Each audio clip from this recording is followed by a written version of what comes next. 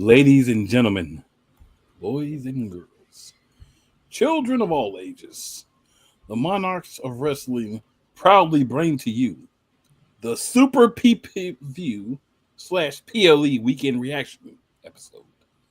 So, just in case you may have forgot, haven't been paying attention, between AEW and WWE, there were four, four, four PPV slash PLEs on this weekend. Three of them on Saturday. And I'm going to go ahead and start off by saying two of them I like. One of them was absolute dumpster juice, in my opinion. And then Sunday was the chef's kiss. A certain je ne sais quoi was there for Evolution 2. But we will get into all that. But joining me tonight in the monarchy, as always, is this gentleman up here to my, I'm going to say, left for you guys. One, the Playmaker. Hello, Mr. Playmaker. How are you today? Why are you? Never mind. I'm not even going to ask. Look here. Yeah, we got too much to talk about. You ain't getting the off the top fire. But there will be some flaming going on. That's all I can say. And joining us back from his sabbatical, the one and the only Mr. Cole Johnson. You've seen him in the comments many times. You know, blasphemous things will be said, especially by me and him. That's just normal, so don't be surprised. And then Mr. Playmaker, he might surprise us and hit us with a little wildness itself. I'm always for it. Gentlemen, we're going to get right into things because we got a lot to cover. So, Mr. Playmaker, we are on the NXTNA pay-per-view because I'm never separating these two because they're one thing to me in my mind, which was the Great American Bash. Well. What a way to kick off a crazy behind weekend with the Great American Bash.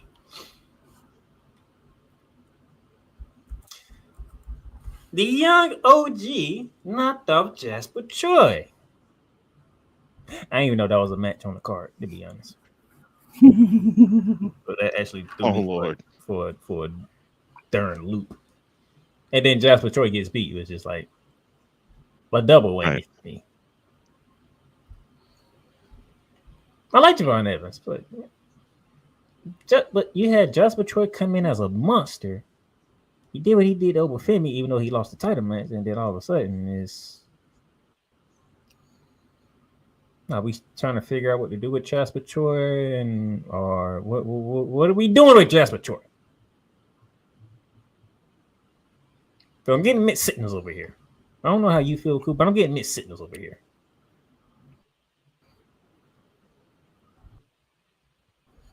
I told you what they be doing, man. They build these dudes up to go up against Femi.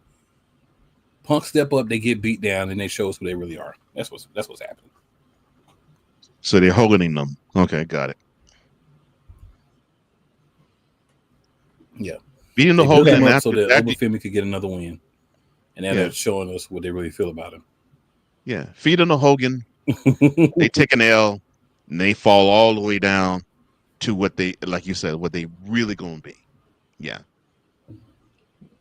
Shawn Michaels, you need to do better. Yep. In that department. He needs to do better. Now, that is out the way. North American Championship for the ladies. Izzy Dane challenging Sue Roca for the title. Cole Johnson, I have a question. Did anybody ever come get Tatum Paxley off the ground? You know, I'm liking the fact they're having her in the culling. She seems to fit pretty well there, and obviously, I know there's some good history between her and Izzy Dane, so I get that. But why did they treat her like a crash test dummy? No, we can just throw her in, do anything, and just have her, just basically just have her be a dumpster fire that fills up time, and we can laugh at her, we can poke fun at her being silly or stupid, and then we can have our fun with other things. Cool. Do you mind if I help the kids out here? Not I at know all, this ain't sir. part of the program. So any of my kids out there that want to play football and you want to hit somebody, just have Zarya spearing Tatum on replay. That's how you hit somebody. She's done it to that poor girl more than once. Cool. Was that not a perfect foreign spear of a tackle? That reminded me of Braun Breaker and Carlito.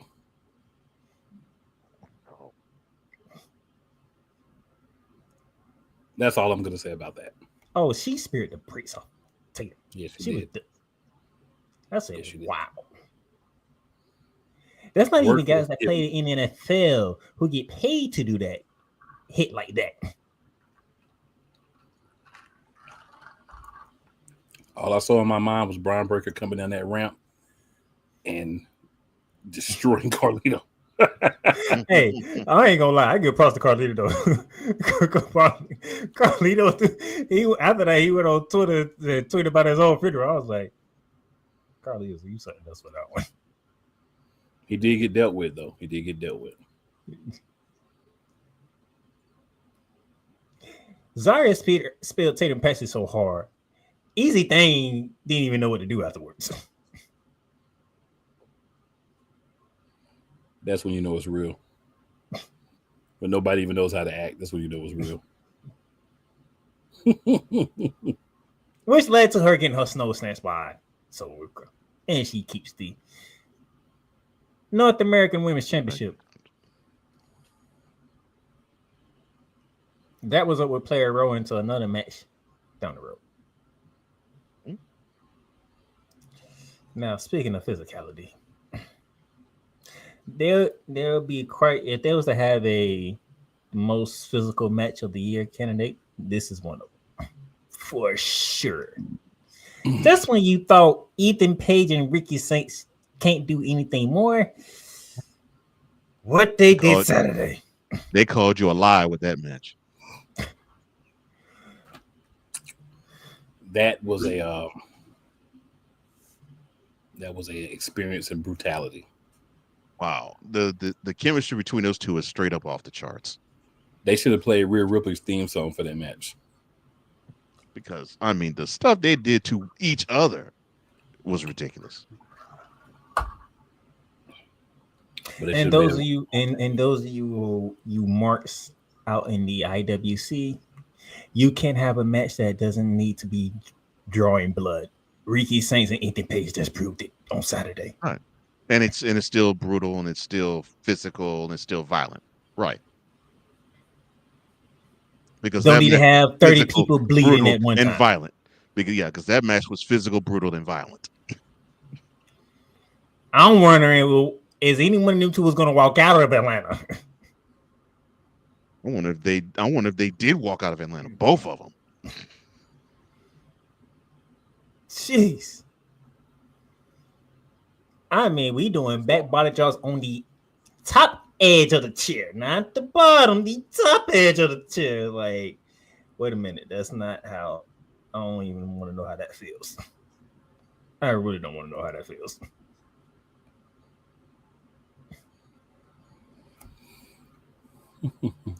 And then Ethan Page said, I'm going to end this with a simple, I'm tossing you, Ricky Saints, with the...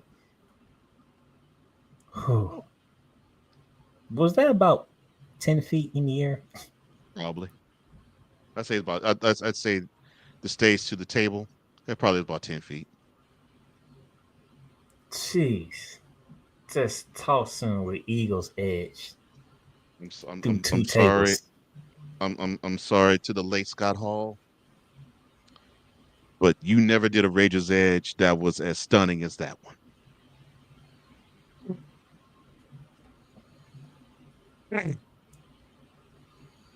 That's why that's mentality.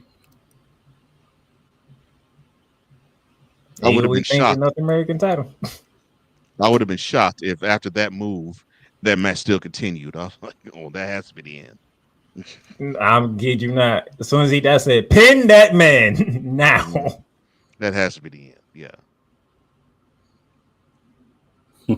If they was to do a category of most brutality match for the year, that is up there. That is a nomination. And the crazy thing is, we got multiple nominations in one weekend. Ain't even get to the other one yet. Yeah. We did. Okay, how can I put this? The non-needed moment of the night. Not the weekend. Not needed. Not needed. Not needed. Not needed. No, I'm saying of the night, not of the weekend, of the night of the show. We having a contract signing for the TNA title that's going to take place this weekend. Yeah, you're right. Not needed. Not needed. You're right. That was not needed. Not needed. We talked about that last week. Not needed. Not needed then, and not needed after we saw it, and not needed forever. Before you continue setting this up, Playmaker, what was the point in having this contract signing for Slammiversary to be on Great American Bash? Because it's NXTNA, and they had to have the TNA part represented. NXTNA. Sad, and that's with a T. SADT. Sad. Anything else? I'm sorry. Continue, sir. Is there anything else? Just want to make sure now. So we heard from Joe Hendry, we heard from Mike Santana, we heard from Trick Williams, and I still hate the fact that he's up here saying tricking. I still hate that darn phrase. I guess he's doing his job. Darn tricking. Hollywood Trick is doing his job. Now, Hollywood Trick. I like that, sir. Here's the interesting part. Cool. They showed up. They showed up. Oh, and then there you mean Dark State. Yeah, they showed up. Yes, they did. They showed up and they took out the TNA guys. After the TNA guys took out Trick. Which prompted Ava to... Why they have Ava do this? Like, why? This was funny.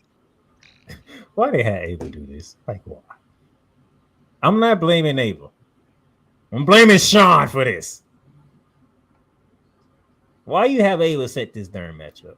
So now tomorrow night, if I so chooses to, I have to watch Trick Williams, Mike Santana, and Joe Hendry go against Dark State.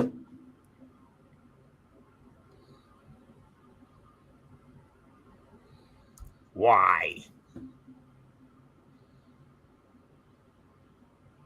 The most entertaining part about this 6-man tag was that segment.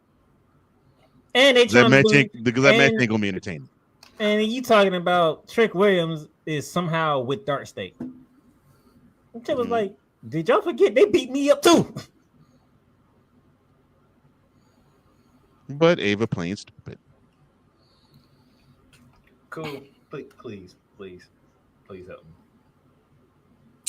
Joe Hendry's interest is going to be the best part of this. No, that's not true.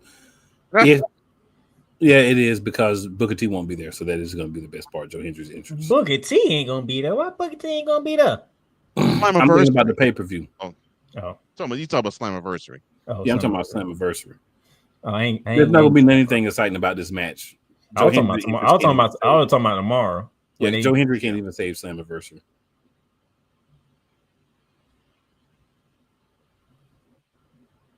So hold on, let me get this straight. Yeah, Trick's interest would be the best thing about tomorrow. Let me get this straight. So don't we have Trick Williams with First Class? In TNA, yes.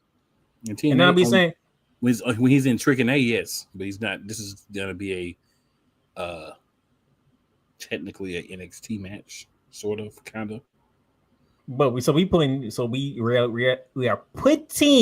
see what I'm doing First here? class. We are putting First class. Trick Williams in two groups. And that's what we're trying to do. Yes. That's First not class what TNA. we're trying to do. No. You know That's what I'm what. But I think that's what I think NXT that's what TNA is doing, trying. and yeah, I think that probably also what Paul is doing too. So yes, you have he'll be a part of First Class and Dark State. So they're gonna have Trick run with the gang. You zip it. D. Oh man. NXT Championship. What'd I say? Not you. I was telling myself to shut up. Oh. Obafemi against Yukishi. And I'm sorry, I had to put Cole Johnson out here. Cole Johnson thought Josh Briggs was a heel the whole time. Yes, I still do. Because that dude is a ball of nothing. I will tell the wonderful Monarchs wrestling audience exactly what I said to one Mr. Playmaker. I said, "Wait a minute, Josh Briggs did a heel turn. I thought he was a heel already." They said, "No, and I still don't think he really did a turn. I just think he just acted more of himself." But that ball of nothing, you actually consider this ball of nothing doing something? I mean, heck, I've heard crickets make more noise in that crowd when Briggs does something. And this is what I actually said to Playmaker at to end it. I was like, look, Briggs should have been gone from NXT or NXTNA along with Jensen Brooks. God. So he became a babyface because he kept losing tag team partners left and right, and people felt sorry for him. Until Amore became his tag team partner. I mean, a bunch of nuns felt sorry for him? Cool, am I lying? No, I'm not saying you lying. I'm just saying he. How can I put this? That was the story that Yeah. they were going with. I'll say that. How can I put this? Stevie Wonder would draw more interest sleeping than Josh Briggs. Ouch. I have a great way that you might want to put it, sir. Paint Sir, drying yes. is more exciting than Josh Briggs. Yes. Paint drying is more exciting than Josh Briggs. Hence why I was like, Josh Briggs did a heel turn. Since when? His face is a heel turn. No, Amore told him he wanted to do it with honor. Okay, he's from that culture where they do things with honor. So he wanted to go in his match against Obafemi with honor. I like him. I like him a lot. And then Josh Briggs, whatever dumb reason he came up with, decided to use the title on Obafemi, which was stupid. Right. Not even more stupid. He kept the title in his stupid hand. After. Mm-hmm. And then what Yokishi saw him with, it was like, so that's why I got the upper finish all of a sudden. And then Obafemi did what he does. Give you a fall from grace. And you're done. But so the ruler, Cool McCain, is still ruling the NXT. Was there ever any doubt? No. For me, But now I have a feeling I have to deal with Josh Briggs fighting Obafemi now. Especially after that backstage segment. And yes, Wise. Fallon Henry was the star of those three. I ain't get to that. Hey, I ain't get to them Jensen, yet. Briggs, Jensen, and her. Yes, I know.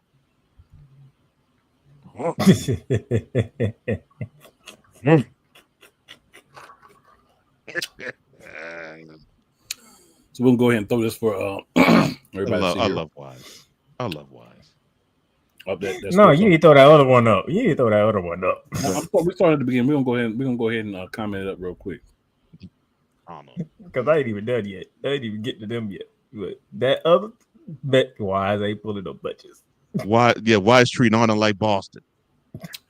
Benny Boom says AEW is outdoing WWE. That's my opinion. Hey man, this is a place for opinions. This is definitely a place for opinions. That's your opinion. And that's all I got to say about that. That's your opinion. Wise in the building, stuck in my mom podcast. He says, "Good evening, my brothers. Good What's up, evening, my brother? Wise. Good evening, my mentality brothers. Good to see you, bro." He also says Mike Santana will be next TNA champion. Honestly, question is when. She should be. The question is when, because you know how to do with Joe Hendry. They waited a year too late. Yeah, because it sounds like what Santana's promos, they're leaning toward him being the next one. But like you said, when will that be? Yeah.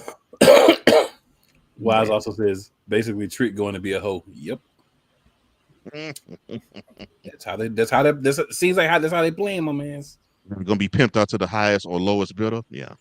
Lowest bidder looks like, but yeah. He also says so Fallon was the star of those three. Mm-hmm. He did like I be doing sometimes, and you just get anybody get you. But yes. Then El Hugo says whoop whoop. And then stuck in my mind, he says Slammiversary. He thinks Santana's gonna win at Slammiversary. You know what? I wouldn't even be mad because I don't care about Trick as TNA champion. Like I don't care. I don't either. You skipped the comment though. Personally, I think he's saving it. But no, I personally no, he's talking about the mess we just talked about with Open Femi. But I'm personally thinking though that it's time for Trick to. I hate to say it. It's time for Trick to go to the main roster. Although I know they probably will not know what the heck to do with him. What else can he prove in TNA? What else can he prove in NXT? But they send him to the main roster. You know what they're gonna do, and they're gonna do him worse than they do him Mello. Yeah, I was about to say.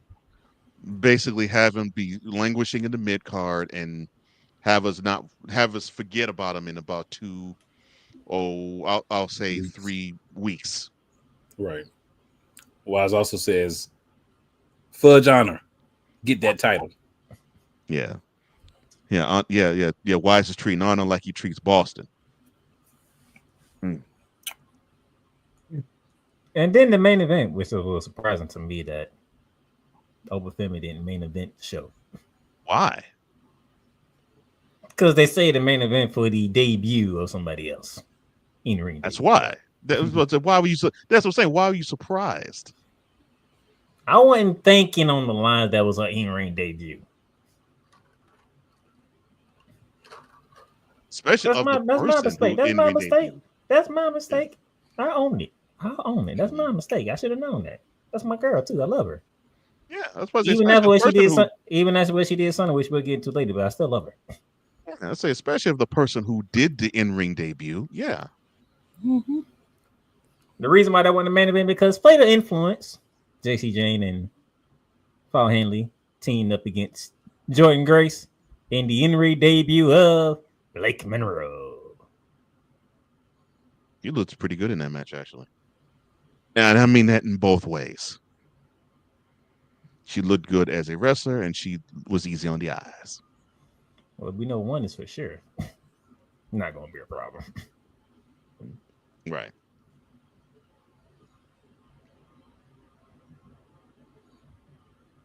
Make a long story short, Blake Monroe and Jordan Grace got the dub. And Blake Monroe pinned the champion at that. What's the interesting part? Which sets up what happened the night after even better. Agreed. And also you got to remember, new person, we always talk about this. New person makes their debut, they get in the win. They're not just going to be included, they're going to get the win. Yeah, you got to make them look good on the way in. Yeah. So you can screw them over 2 weeks later. Oh. Pretty much. Moving right along from the Great American Bash. I can't disagree with you there. Going down, making a road, make a turn. Saturday night's main event. Now, ladies and for gentlemen, the exception of the beginning segment and the main event, you all could have just simply said good night to the other 1 hour and 45 minutes of that program. Like I said, this is where you might want to have your attention arising to the three of us here, because this is where the fun begins. Opening match: Jim McIntyre versus Randy Orton. Whoa. Opening segment. Jade Cargill flexing, and all of a sudden you got Naomi jumping them. No, that was during the show. That was not the opening segment. Oh, really? Yeah, that was. So we started with a snooze fest. Okay, gotcha. On one corner, in Jim McIntyre's corner, it is the aforementioned, the internet sensational Logan Paul. Yeah, in the other corner, music artist, the man of Nashville, Tennessee, decided to make the trip to Atlanta with Randy Orton. Jelly Roll. Come on now, Jelly Roll. Jelly Roll, Lord. Why? Drew McIntyre and Randy Orton do what they normally do with each other. They physicalize each other. They do stuff like that. And RKO out of nowhere. They have great chemistry with each other, yes. RKO out of nowhere, and Randy Orton gets the win.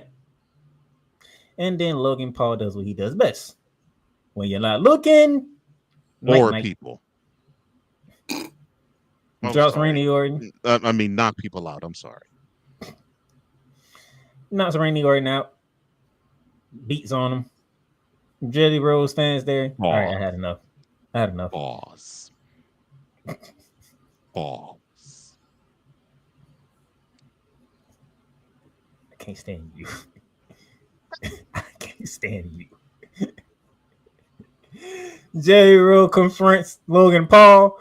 Logan Paul goes for the knockout point. Jelly Roll blocks, and he drops Logan Paul. And leave the microcode to make it bigger than what it is. Right. Jelly Roll knocks out Logan Paul and all that good stuff. He's checking on Randy Orton, make sure Randy Orton does what he does. And then for his troubles, Claymore right to the temple. Which Cool McCain all of a sudden Randy Orton wakes up from being knocked out.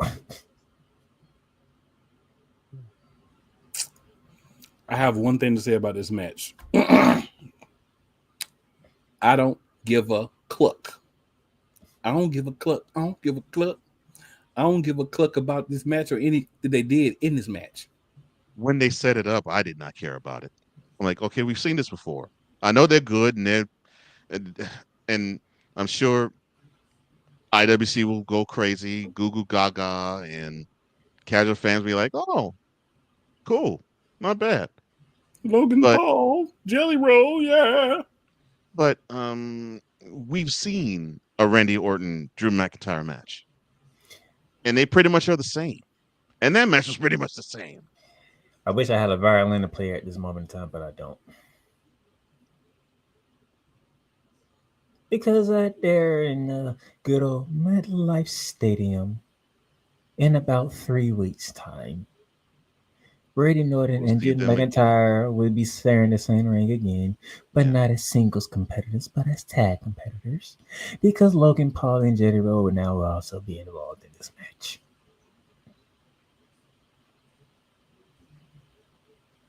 I'm so excited. Yeah, I get that you got to have celebrity. This is how WWE rolls. The biggest of pay-per-views, WrestleMania, SummerSlam. You got to have some celebrity influence, and of course, Jelly Roll last year at SummerSlam made a big impression. So I get the connection and I get the correlation.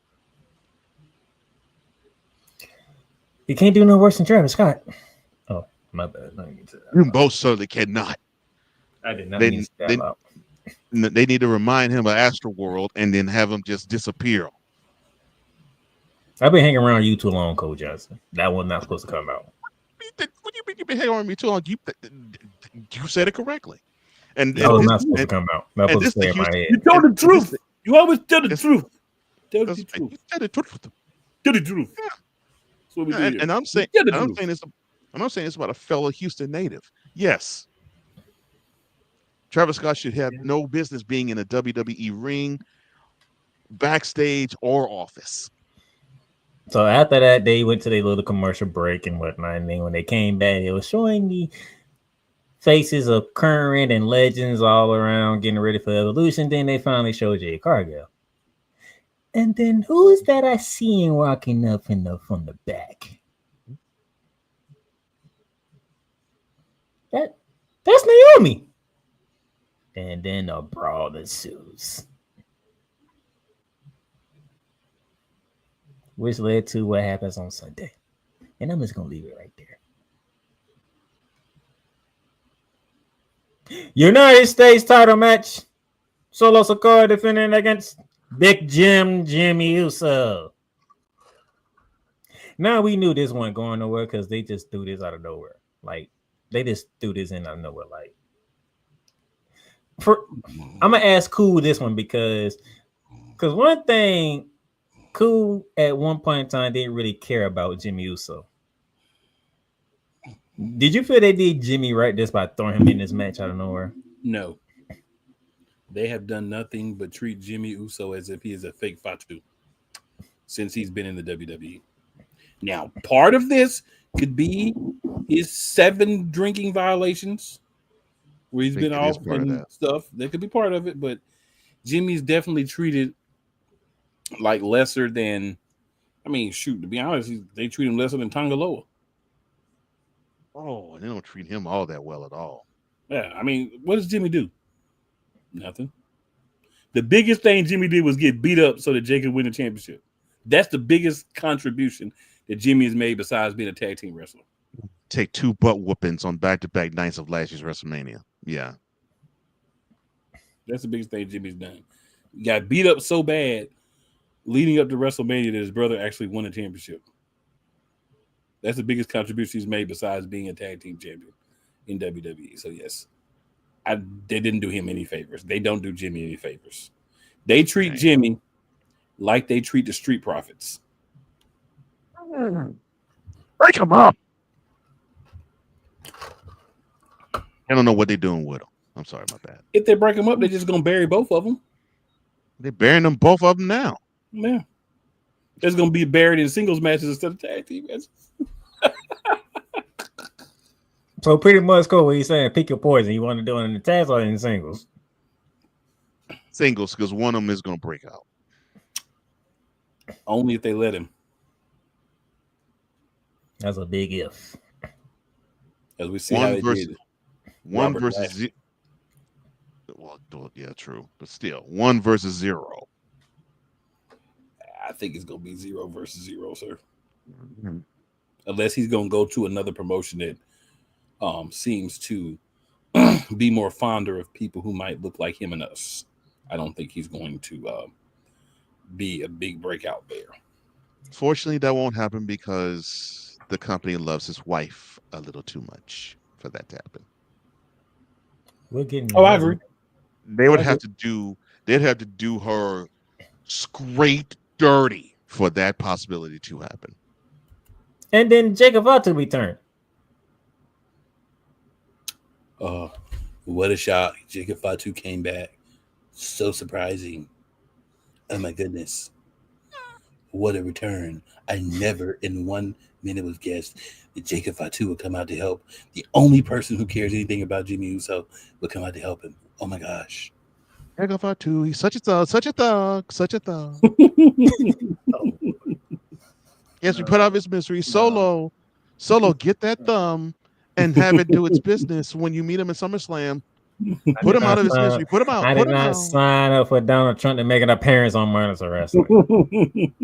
Get him back to San Francisco. We do sometimes things just happen. We do not need to see that yada that I mean guy. Ladies and gentlemen, I do apologize. I did not ask for Donald Trump to show up on this show. I didn't even think Donald Trump even knew about this show. He's too busy. He's too busy sending bombs everywhere else. Well, he has made WWE appearances. He has.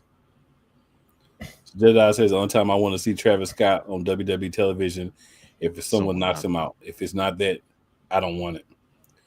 I second that emotion, sir. And Cole Johnson is that emotion.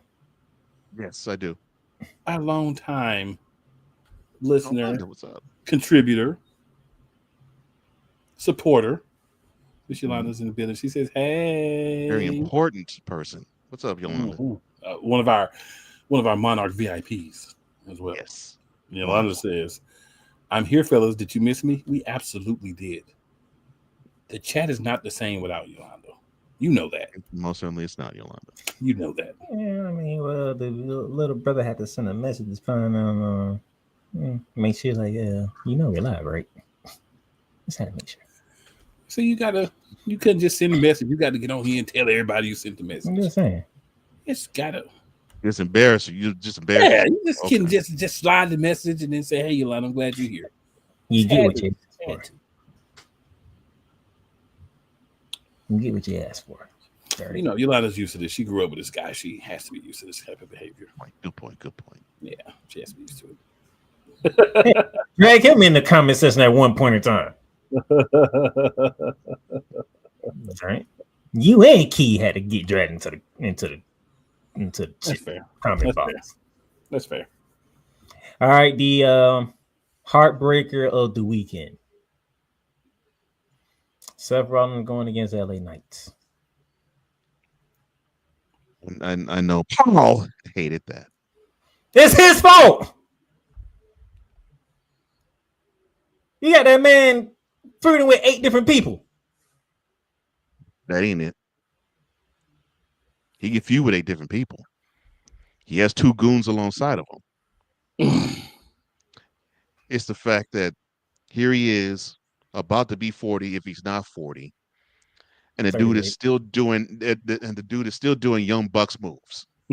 I was gonna say the same thing. Yeah, I was gonna say the same thing.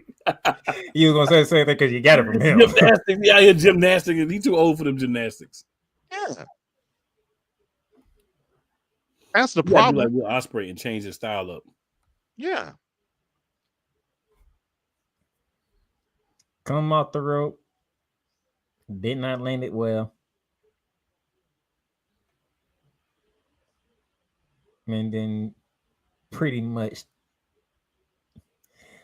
if you want to know why the match ended so quick, because Seth Rollins is actually hurt, and IWC, Coach Jones, can you give me another word that, because you know the word I want to use, but I can't use this word because this is a family program, so I can't use the word that I want to use for IWC at this moment in time. So do you have another word that I can use? I got one for you. Yeah, I got mental midgets. Mental midgets. I've got talking about they saving Seth Rollins to cash in. Did y'all not watch the match? It's a work. Oh, it's a work. He's faking it. Yeah, I heard that crap. Yeah, I've got another one for you if you want to, shoot it. Ignorant mother suckers. That's also good works. Yeah, that works. I was like, did y'all not see how this all of a sudden just ended all of a sudden? Mm-hmm. I did. It was an audible that was called. You could tell it was an audible that was called. Because LA Knight was supposed to even win that match. It wasn't Seth Rollins. No, it was supposed to be Rollins. Was supposed to go over, right? Which that would make the IWC even more upset because, like, our darling gets on national television, he loses again. How dare you? How dare you crush our beloved LA Knight? Yeah. I'm not gonna do it. Simpletons on the freaking internet. And yes, that word just popped in my head all of a sudden. Simpletons. Now that also works. If you watch how he landed, and you don't see America team that's come over to the ringside that's that fast. No, you don't.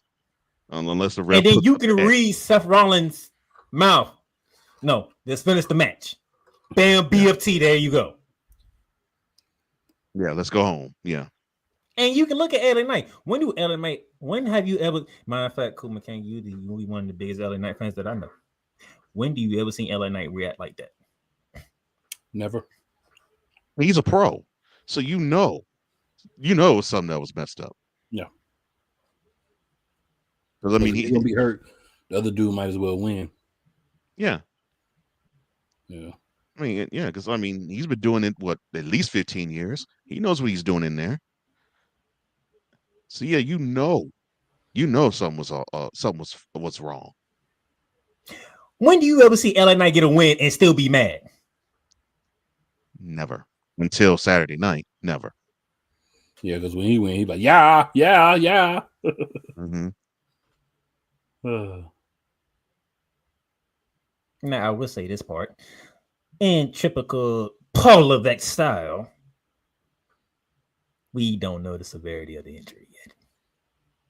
But we should know it tonight. Should. Which actually sucks, because guess who's Mr. Money in the Bank? Therein lies the rub. I just want to say, as far as this whole Seth Rollins thing go, there's been all these people with all these suggestions, take the Money in the Bank off of him. I want you guys to understand something very clearly. Money in the Bank is a year-long thing. So as long as he can be back in 6 to 9 months, then you don't need to take it off him. Yeah. There's no need to take it off of him. You don't know when he's going to come back and cash it in. You know he's out. People are saying it's the meniscus that he injured like 10 years ago. That's one of the things going around. Maybe it's either that or like an MCL, from what everybody's saying. Yeah. I remember you tried to do a flip powerbomb with Kane, and he messed his knee up. Then, yeah. So they're saying it might be a re-aggravation of that, or it's going to be like an MCL. I hope that it's just the meniscus, because meniscus don't ever really heal. I've actually had one injured. They don't ever really 100% heal. But even without surgery, you can get it to a, pretty comfortable. But I think he does need to back off of the circus maneuvers. He must. He's got to do kind of like Will Ospreay has done, and just completely revitalize your moveset. Use things that, you can still use some strikes and different things, but more of a grounding, more of a technician style, less of a flipperachi guy, because you're not 25 anymore, sir. Rue is at home worried about dad. Be smarter. But I think you continue the storyline on.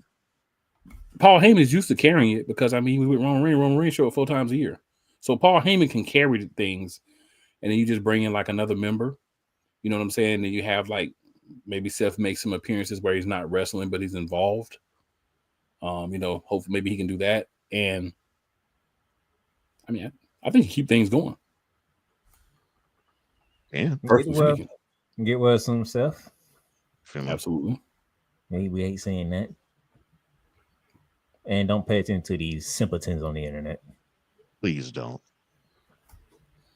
These buffoons. And that brings us to the main event. Looks like this night's main event. For the final time. Challenging for the World Heavyweight Championship. It is one Bill Goldberg against Gunther.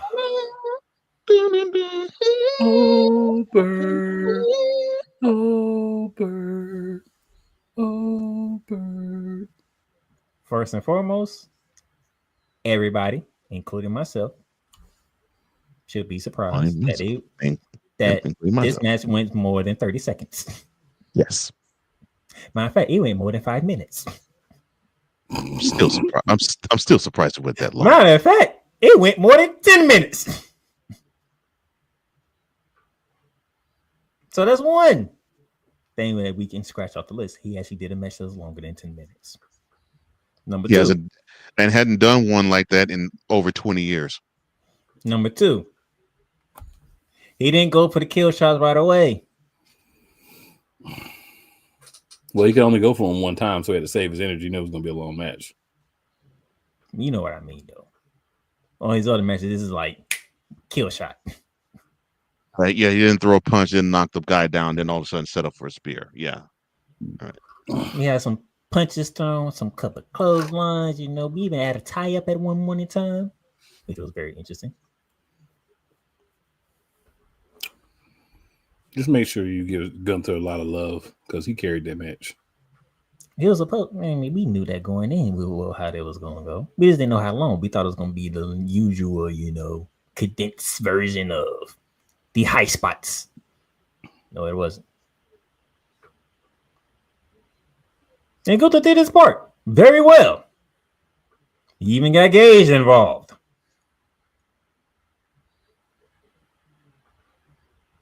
Now, that's Gunther actually being a heel, okay? What y'all did with Gunther Saturday night, that's actually him being a heel. Not all the other stuff that y'all been doing. Antagonizing people.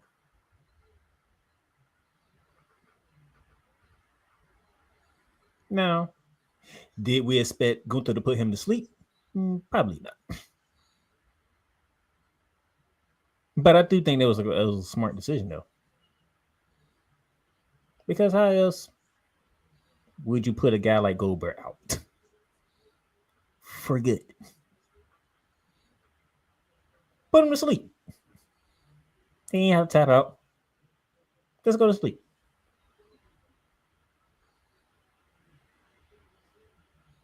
Now, here's where Paul screwed up. Didn't even give us the decency to listen to Goldberg's speech afterwards. And then we found out on the internet that Cody Rhodes came out. She did. And had some words for Goldberg. Mm-hmm. That's on you, Paul.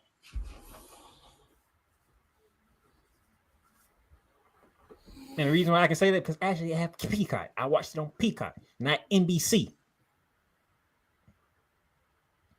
So you got people on NBC that watched it, and you got people on Peacock that watched it, and all of them are complaining. That means we have a problem. Go ahead, Coach Johnson. Well, in the speech that NBC did not get a chance to see, Goldberg actually, thanked Atlanta, and of course he reminded us how important Atlanta was to his life. And he was standing in the ring with, of course, his wife, his son, and I don't know, maybe 60 different people, most of them probably from his WCW days. One of the faces that I saw, which I was surprised that I thought I'd never see it again, was Ernest the Cat Miller. I was like, oh. Matter of fact, walked out with him. Mm-hmm. Like, wow, all right. Because DDP was in the ring. Doug Dillinger, the head of security back at WCW, was in the ring. It was a good, and I think the speech was like maybe 5 minutes long. It wasn't prepared, and I mean Goldberg. It was like a stream of consciousness against Goldberg. I don't think Goldberg is prepared for speeches, to be honest.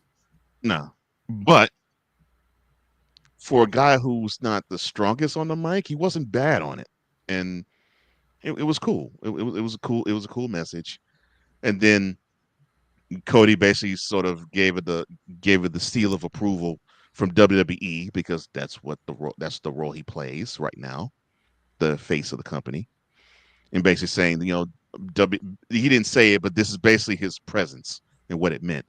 WWE recognizes that you are a fixture of the state of Georgia and you're a fixture of the city of Atlanta, that you're not just important to the people in Atlanta, you're important to WWE, and we appreciate and thank you for all you've done. So it was a really good moment. It probably would have been better though if it was on TV. It would have made for a better moment if it was, but it wasn't. But if you had Peacock, you got a chance to watch it. So Paul screwed up another one. Great job. I'm not even going to give you a Paul. You're just going to get a regular Paul. You don't deserve me getting hyped today. You just, Paul, you screwed this event up. The whole event was terrible. I agree.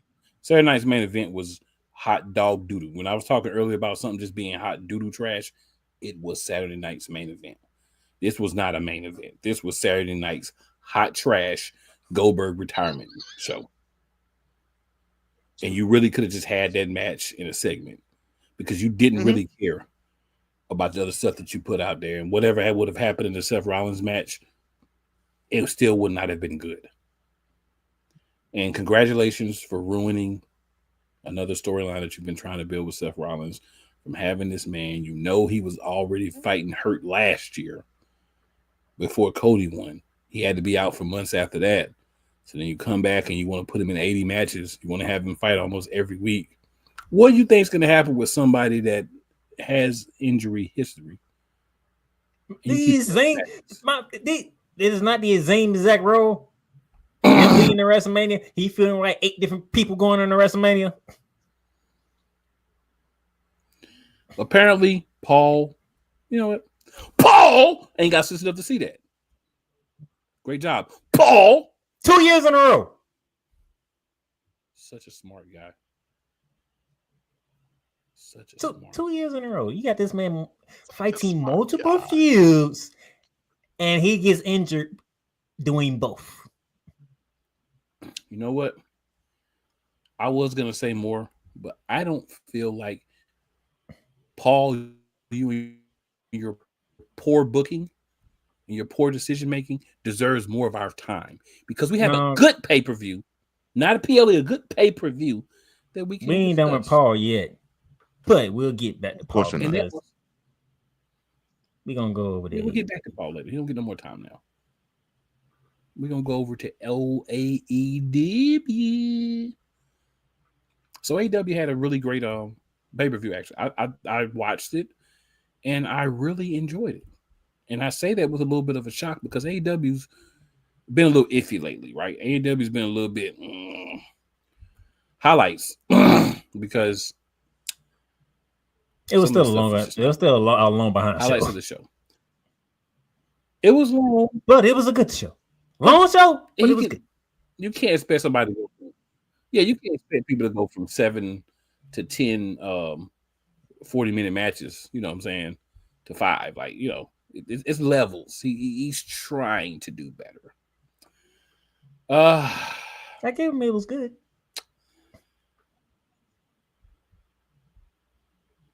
So we're gonna go over some of the highlights here. So we had the Casino Gauntlet Battle Royal match. So actually, the men's and the women's were both really good. For the men's, we had Maxwell Jacob Friedman win again. He won. What a surprise! Oh, but this was the most clear who was going to win from the beginning. Right. That was no surprise at all. All right. So then, speaking of people that get injured a lot, we'll get to that. Adam Cole, is out injured again. It's a head injury, and this may cause him to have to retire, because he's had multiple head injuries. He was out for 2 years before with the head injury, so this may be the end of the career. He got another head injury. Talking about another guy that wrestles in too many matches, and you already know that has a fragile body. Tony Khan, I think you and Hunter might have had a little powder together for what you were doing with those two guys, because it didn't make sense either way. So he had to give up the championship. So then they had a 4-way match, right? He was supposed to originally defend it against Kyle Fletcher. So it ended up being a 4-way for the TNT championship between Dustin Rhodes, Daniel Garcia, Kyle Fletcher, and Sammy Guevara. So in one of my, I understand why you did it, but why did you do it moments of the night, you had Dustin win. Don't have a problem with Dustin winning. You're in Texas. That's cool. That's cool. But the guy that was actually supposed to fight for the championship doesn't even win the match. Instead, 3 throw-ins. One of the 3 throw-ins win the match. Is this good for storytelling? Yeah, that should have been Kyle Fletcher's moment. No, that should have been Kyle Fletcher's moment. That should have definitely been Kyle Fletcher's moment. But it is what it is. And Tony Khan,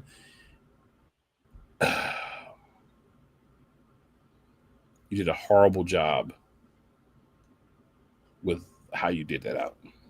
But it is what it is. Again, it's done. Then we had a really good match between the Young Bucks and Will Ospreay and Swerve Strickland. A really, really, really good tag team match. Back and forth, back and forth. But what happened to win the match? It took a combination house call hidden blade. I call it the house blade. To get rid of one of the Young Bucks and pin him.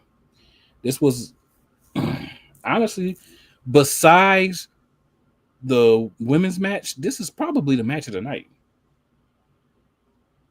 because they put on a show. Gymnastics all around, but if you gonna fight them gymnastic boys, you got to put some gymnastics in there. But like that house call hidden blade combo, kind of like their version of the EVP trigger from both corners. Yeah, that was it. I was about to say was no kicking out of that. That match comes very. That match, the ending that match comes very close to having for it to being the moment of the night. But I know it's not. It came close, but it wasn't. I would not disagree. And then to ask the question for one, Mr. Playmaker, we ain't gonna talk about who else in the gauntlet because that doesn't really matter. The winner was Athena, so the forever champion, timeless, which is a whole different argument to today. But the forever champion in Athena, forever versus timeless. Lord have mercy. The forever Ring of Honor Women's Champion has won the Battle Royal. Megan Bain. She'll be I'm sorry, I love Athena, but Megan Bain, you have a Brock Lesnar from the women's. I think it's still too early on for her. Your roster. I get that. Yeah, I think that's the only reason why. Give her about 6 more months. That's the thing, because it's if you win the gauntlet match, you get a chance to actually cash this in, similar to how it is with WWE and the Money in the Bank. Yeah. You have like up to a year to do it. I think is that right? That's why I think she should have won it, because that's why I think she should have won it, and then you wouldn't have to. You basically will pencil in her unless she gets injured. She could probably main event, or not main event, but she could probably go for the AEW's Women's Championship at Double or Nothing. Well, sir, they're going to have Athena go lose instead. That's exactly why I said that, because I think that's exactly what's going to happen. I think Megan Bain is going to be the one to actually at some point dethrone Toni Storm, and they want her to have another long run. So that's why they're pushing her away from the main event picture. That's my belief. If they are doing that, that is smart. If they're doing that. Hey, even if you sniff powder every day, sometimes you have genius moments. Just true. We had the Hurt Syndicate. They hurt people. They hurt people. So they had Westside Gunner, MVP. He spat his verse. I was happy to see that. The other dude, I always forget his name. I was happy that MVP spat his verse there with them. Mm-hmm. Yeah. One other thing, I think my moment of the night, this is going to be different from everybody else's, was Will Ospreay's entrance. I'm a big Assassin's Creed fan, so I love the Assassin's Creed entrance that Will Ospreay did. So that might be my moment of the night for the pay-per-view, just because I'm a Assassin's Creed weirdo. But yes, that was that. Oh, people were talking about his entrance. But the Hurt Syndicate took care of business. They beat the Patriarchy and Jet Speed.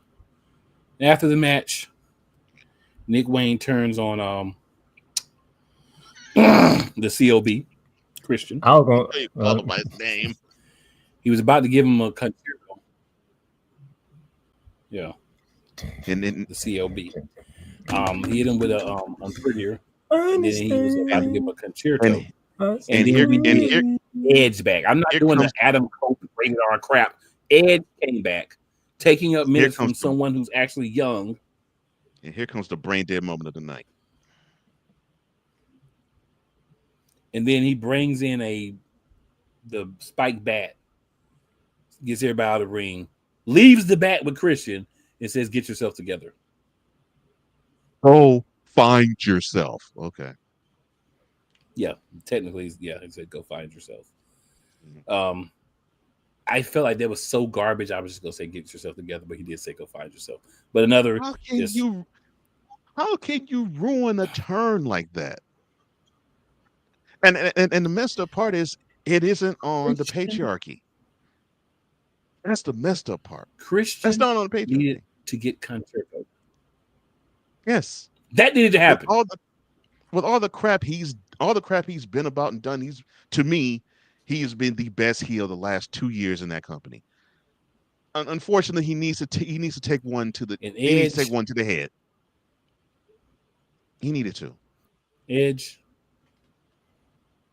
you suck for that. You suck for that. And then what should have been the main event, but Agreed. after the other match, we understand why it wasn't, but it should have been the main event. Timeless Tony Storm defends the AEW Women's Championship against Mercedes Moné.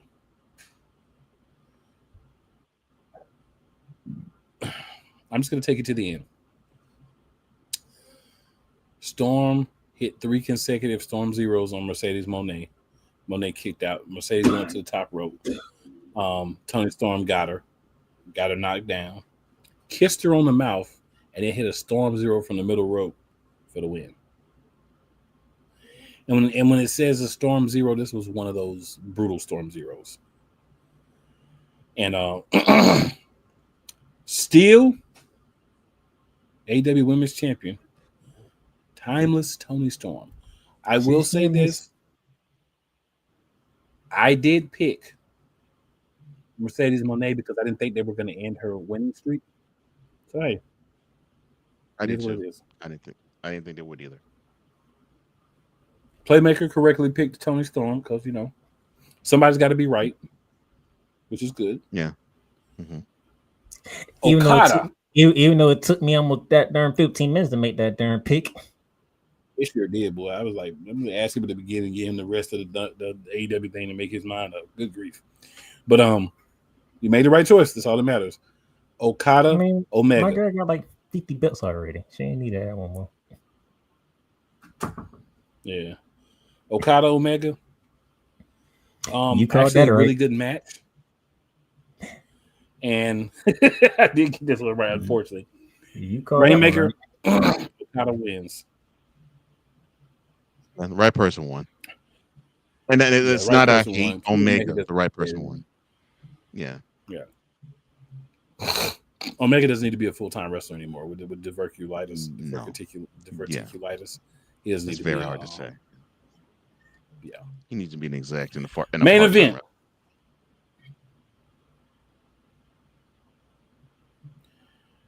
Adam Page won the match by chain strangulation. Thanks to who? This is the Texas Death. He got help from Will Ospreay, Bryan Danielson, Darby Allin, and ultimately Swerve Strickland. Also know that is Damon's sworn enemy. Ago, you're gonna let a sworn enemy be the one help you win the title. It should always be on site between Adam Page and Swerve Strickland.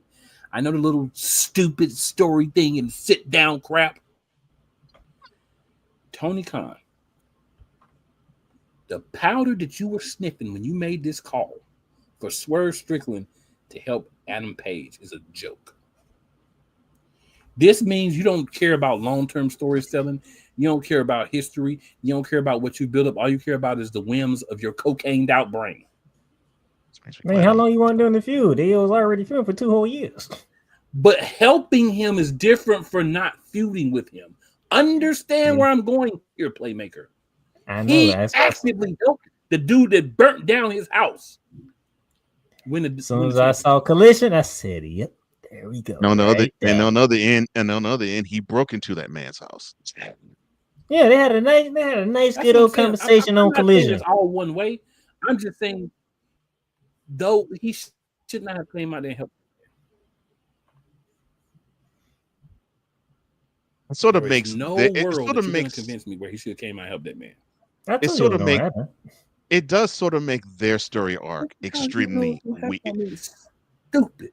Yes. It makes their story arc very weak now, and it's unfortunate because to me the strength of it was okay. They're two faces, but man, they did a lot of nasty stuff to each other, and they still have a bad taste in their mouth when they see the other. But they don't have a bad That's what taste was anymore. compelling about their arc. Yeah. Well, Heyman decided to be a man, go into his locker room and have a conversation with them on Collision. I was like, "Yep, that's my key right there. Yep, that's where we going." Oh yeah, yeah. And then when he left the when he dropped the chain, which probably was the same one that they used in their Texas Death Match. Yeah, I knew then. I was like, oh, okay, so I knew Swerve's on going to have a part in this main event. like 2 weeks ago that they was going to do this crap, but it doesn't mean it's good. It's garbage.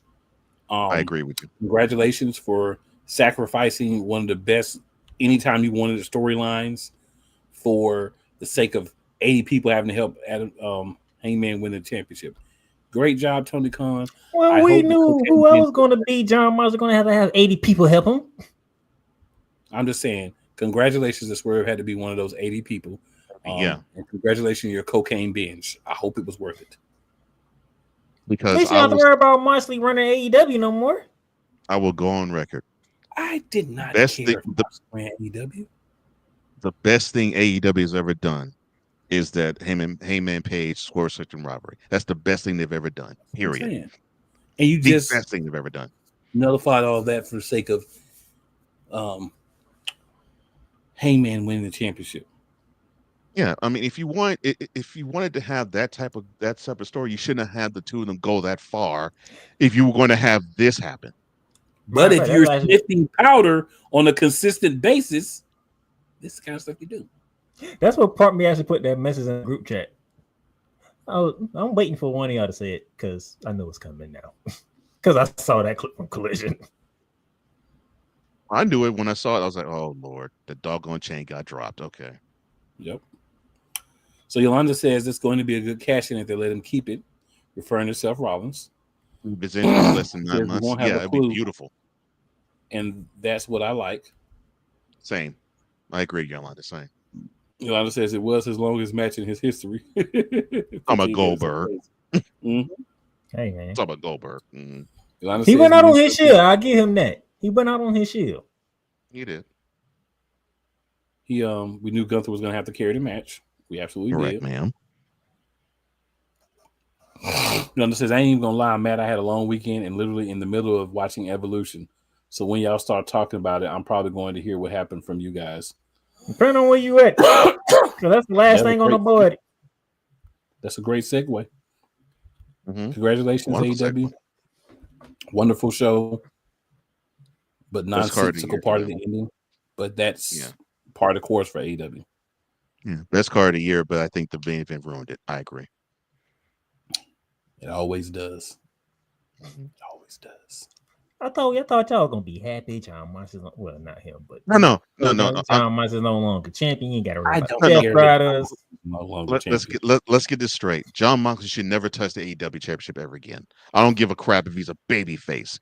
He should not. He should not be near the AEW championship. He's had it 4 times and run away. Yeah, he had it 4 times. Yeah, he had it 4 times. He had 2 long reigns out of the 4. He doesn't need to have it anymore. So yes, I am happy he does not have the title any longer, and I'm not all that upset that Heyman Adam Page has the title. I'm with Cool. I'm just extremely upset that you basically made the greatest angle and the greatest program you've ever done look absolutely weak on his face.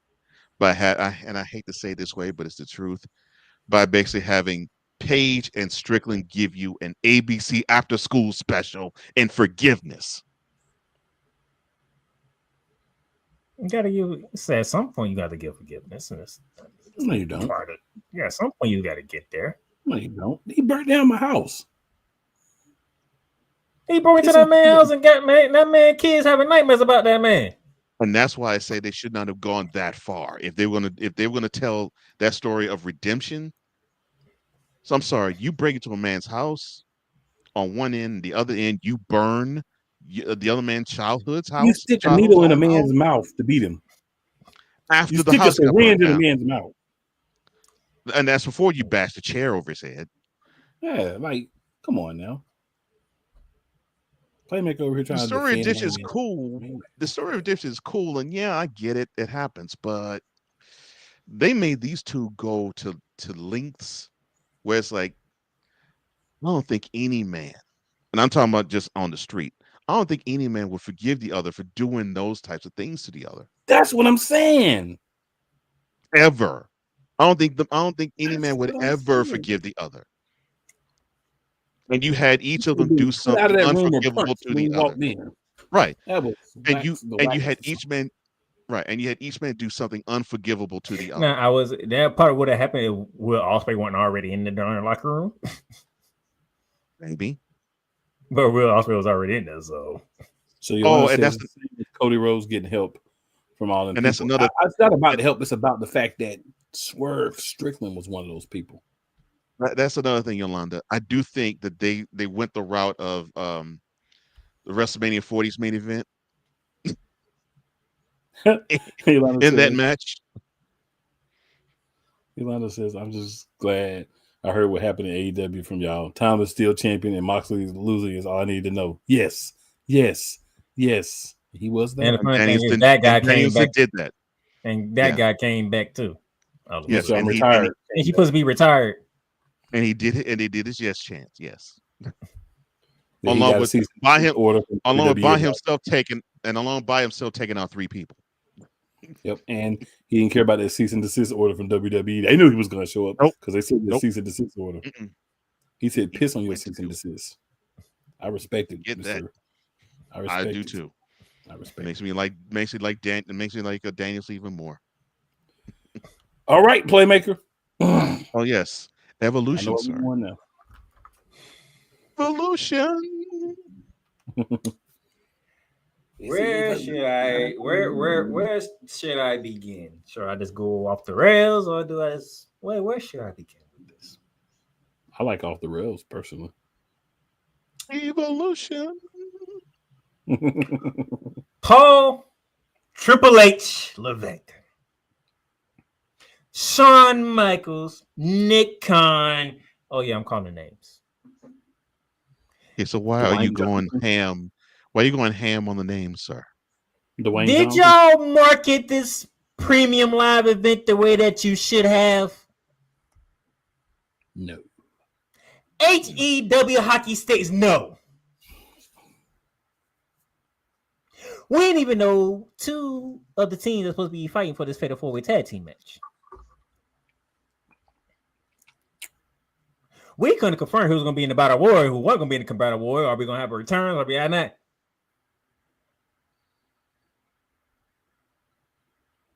Y'all did not market this pay-per-view correctly. So I don't want to hear any one of y'all trying to take credit for this. Because this was the event of the weekend. And I'm not throwing shade at AEW. They had a great pay-per-view. It serves them right that it was this way. But this was the event of the weekend. This was leaps and bounds better than Saturday night's main event. It serves them right that this is the least promoted Saturday night's main event. It serves them right that this was the least promoted event of all of the 3 in WWE, and this was by far the best one. Serves them right. We had Stephanie McMahon on the hosting duties with Joe Justo, which was very interesting.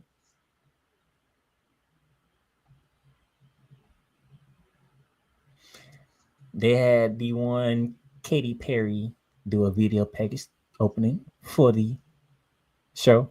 It was very great, by the way. I will give y'all that. Y'all do know how to do some video packages. Maybe Tony Khan can learn from Triple H on that department. But still, y'all did not promote this pay-per-view like y'all should have. Y'all didn't promote this. Y'all didn't give this no type of bill. Now, they were too busy promoting Saturday night's crap show. Now, we open the show with a banger. Women's Intercontinental Triple Threat match. Becky Lynch, Lana Valkyria, and Bayley. You know what y'all showed me WWE, y'all know how to do matches without having 30,000 false finishes.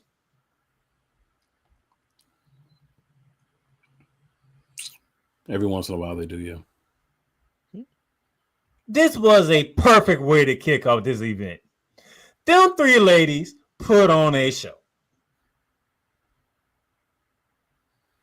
And as me and Coop so eloquently predicted that Becky Lynch was going to retain the title.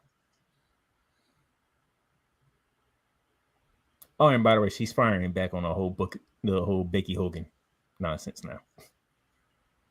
But it's not nonsense. I'm just saying she's firing back now. Becky Hogan. That's what I got to say to you. And Coach Johnson, you will love this. This what she said. Did y'all tell Tom Brady to stop losing Super Bowls? Why should I stop losing championships? So you would pick the one guy that I really don't like because he was winning Super Bowls. Becky Hogan. That's all I got to say about that. So Becky Lynch's thing is, as long as I'm wrestling, I'm trying to win championships. So you're the only person that should win championships, Becky Hogan? Sounds very Terry Bolleo-ish of you. But that's why we call you Becky Hogan. Or would you like to be Becky Bolleo? Which one do you prefer? Let us know. Yes, please. Yes, Becky retained in a very great match. Y'all kicked off Evolution very well, if I say the least. That was a good show. And then so we had the brain dead of a moment, in the words of Cole Johnson from AEW. I'm gonna give you the stunning of the stunner of the moment from Evolution. NXT Women's Championship, JC Jane defending against Jordan Grace. And let's go to the stunning part. Blake Monroe hit Jordan Grace with the title. It was the stunning moment for that moment. Facts. And what makes it stunning is because Blake didn't care. No. But what I find interesting and funny about that is, now we have known this character. We saw her in AEW, and she basically ingratiated herself to the champion so she could stick the knife in him.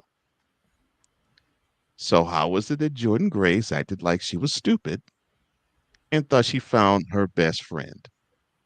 Here's the funny part. Jordan Grace asked her to be in her corner. Mm-hmm. Yeah, so she asked for that backstabbing. She invited that backstab. And got it because she asked for it. Yeah, she did. Pick your friends better. And plus, I got a question. Is that really a heel turn? Nope. Because she didn't join. She hadn't established herself as a face or a heel yet. Huh. What she's doing is, as Jessie Jane is feeling comfortable, now that I know for a fact, because I missed it last week. I didn't even know now that she's still the champion, that she gets to fight Marsha Semovich, and they finna combine both titles, which I'm trying to figure out why the hell we doing that. Well, you may not remember this, sir, but we did talk about it last week. I must have skipped that part. You must have zoned out for that one, buddy.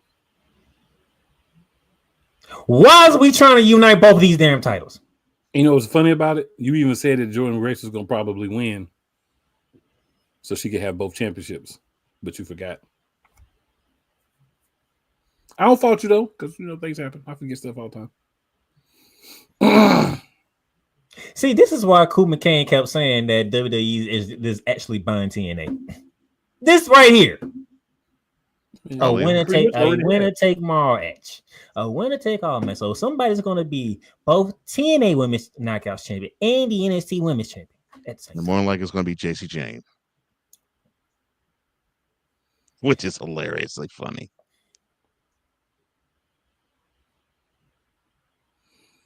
You telling me you I would couldn't rather have do Fallen mine, Henley fight Marshall Sanders for the TNA title?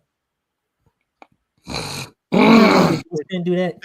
Well, they wanted to award JC Jane for not only being a part of Fatal Influence, but being part of Toxic Attraction. No, the reason why they're doing that because they're trying to convince us to actually pay attention to JC Jane because they know what the internet has been saying about JC Jane. Guess what? It doesn't matter what you do. Piss on JC James, no matter what. You're not gonna make it happen. She looks like You an can try 80s. all you want. It's not gonna happen. Well, what did IWC say? She looks like a 80s male rock star. She's the most beatable champion out of all the champions ever. So she looks like an 80s male rock star. Gotcha. Teenage male rock star. The most beautiful. There's no way NXT's ever had. Really?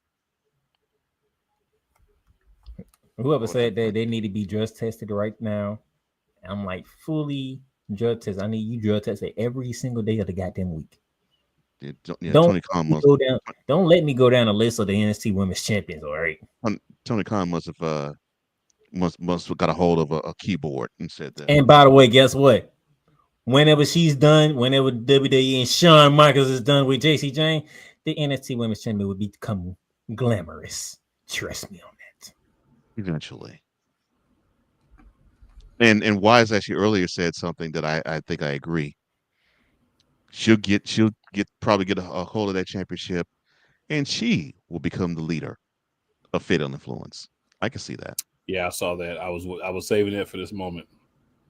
I missed that comment. Absolutely could happen. I could see that. I can totally see that.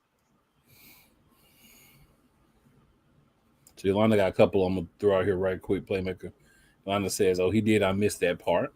And then she says, "Beyonce, All-Star Game, and WWE All in the A this weekend. Crazy traffic."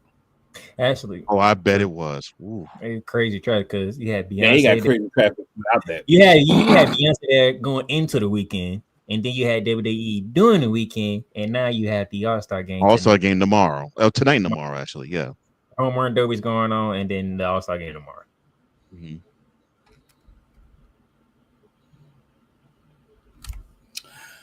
And matter of fact, it's a pushback on that crap that Cole Johnson said about whatever somebody said about her. Matter of fact, she wasn't even the most beautiful one in Toxic Attraction. That would actually be the leader of that group. Right. And I agree with Yolanda too. She's not all that attractive. Shouldn't have been in Toxic Attraction in the first place. Seriously, I mean, she literally looks like those heavy metal lead singers. That's exactly what she looks like. And matter of fact, her partner in Toxic Attraction is much better looking than her. Gigi Dolan. Well, the former Gigi Dolan. I'm sorry, Priscilla Kelly now. Yeah. The nonsense from the internet. Well, they'll give you nonsense. Oh Lord, B still there? Good gracious! How many shows are you doing there? Nope. How many shows are you doing there? That dog. She getting that the bank, baby. She said she got to be in places for multiple nights. She is Beyonce. Getting it in. Yeah, she getting it in. I got all right stadiums. I gotta get it in. All right, here we go.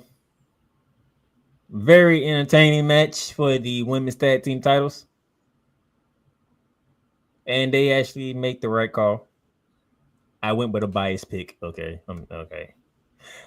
You know what? Cool. I think my bias picks are not working out for me. Your bias picks don't work out. I knew who was going to lead that match for the championships. I don't think my bias picks are working out for me. Your unbiased picks are pretty spot on, but your biased ones? Yeah, it wasn't a big enough moment for it to change hands.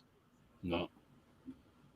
Not with the teams they were facing. They weren't facing right. And the teams are facing. Yeah. They made the right pick. They made the right pick. They made the right pick because they had like a drop of water back together, so they won't ready. It's not that. It's the storyline they need to tell, which I completely ignore. No, I get that too, but I'm just saying, even so, look at the opponents. No. Like when we got Charlotte and Alexa and them, I'm like, it's gonna be one of those two teams. I'm gonna go with them keeping the belts. It didn't even matter who the other two teams was. It never mattered. Right. Now, if it was the two of them, then I would say the title will change hands. But I agree with you. If I might need to stop doing bias picks here because my bias picks are not hitting whatsoever. You do you, playmaker. That's what you do, big dog. You do you. Look, my bias picks are not working out for me, man. If you want to do a bias pick, be biased. Shoot. Well, unlike some people, I can actually admit I had made a bias pick. Everybody else was like, they make bias picks. I make bias picks all the time. I'm saying for other people, I'm talking about the national media. I know you want to talk about me because they try to sound like they don't make bias picks. I can come on here and say I made a bias pick. I was being biased, was fully 100% 10 toes down biased for Charlotte and Alexis. Yes, you will be, and you will be when in 3 weeks they'll go for the gold again in SummerSlam. Probably so. Yeah, if they go for the gold again in SummerSlam, I'm definitely gonna be biased again. I'm going to tell you that right now. Yeah, I ain't really. But let's keep working this magic right now on SmackDown for a minute. Let's keep working this magic. And Charlotte's having fun. It's the key right there. Charlotte is having fun. Not only having fun, but you're actually starting to see her actually be her normal self, her real self outside of the ring, being infiltrated into her character. Because for a long time she has looked extremely plastic and fake. And now she's actually looking like a regular, normal human being. And it's actually refreshing to see. Yeah, no, you're not able to see. I never thought they could do something to make me like Charlotte. Yeah, you found out the hard way, didn't you? This gonna make me like Charlotte that outfit the other week. However, she still looks like she could pass for the sister of Carmella. Twin sister. And don't get it twisted. Carmella's a pretty woman. So I ain't say nothing. No, I'm not saying anything to y'all. I'm just saying in general. Carmella's a pretty woman. Mm-hmm. She is. No, she's a pretty woman. Mm-hmm. We ain't hating on Mella's money over here. I have a new favorite tag team. That's all I'm doing. I have a new favorite tag team. I'm loving this duo. And I don't think you're alone in that. I am loving. And yes, by the way, that Atlanta crowd said, "We want Charlotte." They were hot for her. I think the only person they were as hot like that for was Rhea, maybe. And there was a bigger pop, obviously, than that, but still. I never thought I would hear a "We Want Charlotte" chant, and here we are, almost 3 months removed from that WrestleMania debacle. That was a debacle. I must admit, that was a debacle. That was a debacle. But it was a debacle on so many different levels and different reasons. Oh, yeah. No question. And not all on her either. And matter of fact, that other person stung her pretty well after that Chicago crowd got to her first. Yeah, a word right in the kisser punch. But yes, I have a favorite duo now, and they make the right call. We're gonna build up this tag team of Raquel and Roxanne, and we're gonna wait for one Liv Morgan to return, so we can really blow them up. Unfortunately, I will say this. I am liking how Finn is playing all this. Finn is. What you mean? Oh. I had a shoulder injury, and it took me 8 months to get back. Finn is loving this. Any dig he can get to Liv, he loves. I'm loving Finn doing this, dude. It's like we'll be fine when Liv gets back. We'll still be a family. He knows full well they won't. He knows full well they won't. Finn's the mastermind behind all this, by the way. Mm-hmm. He is. All right, now it's time for me to shock Cole Johnson, not shock my coach, because you already know how I feel about this. But I'm gonna shock Cole Johnson. WWE Women's Championship. Tiffany Stratton defending against Trish Stratus.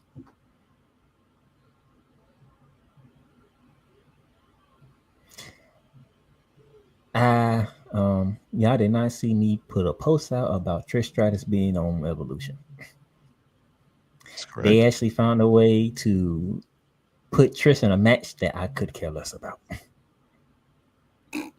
And many people feel that way about you, not necessarily because of Trish, but because of her opponent. Cole Johnson knows me, and he knows the fact that Trish Stratus is number one on my list.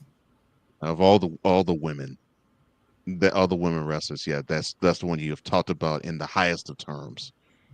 And understandably, I get why. And they find a way for me to watch her and not be excited. Your first crush T-shirt. I liked it. She ain't wrong. I definitely feel like it was trying to rock and roll.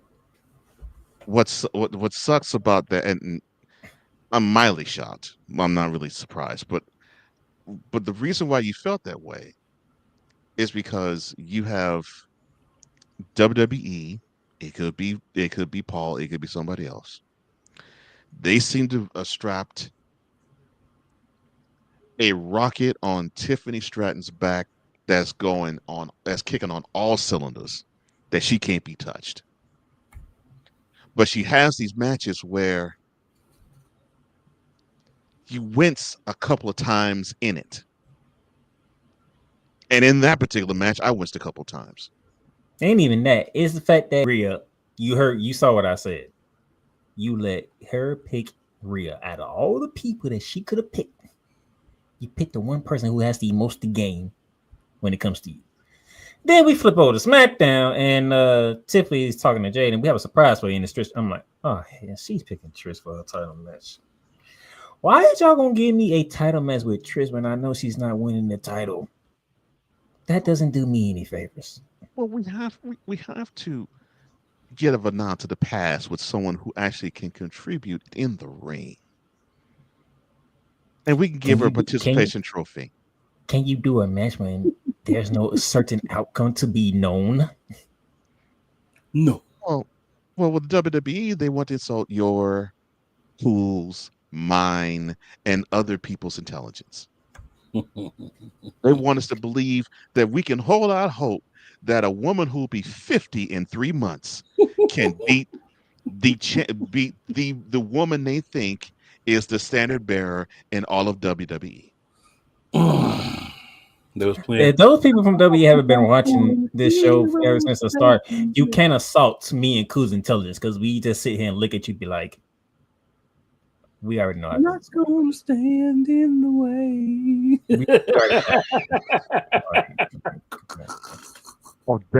I got to give you mad props for that one. That was a good one, man. And Koo McCain was sitting here and jokingly trying to like, hey, it's Trish, man. She's going to be on TV. Yeah, but she's finna lose. That's the problem. I mean, we knew that from the jump. Like, when she said it, we was like, come on. Yeah, like, okay. You're not losing the belt to Trish Stratus.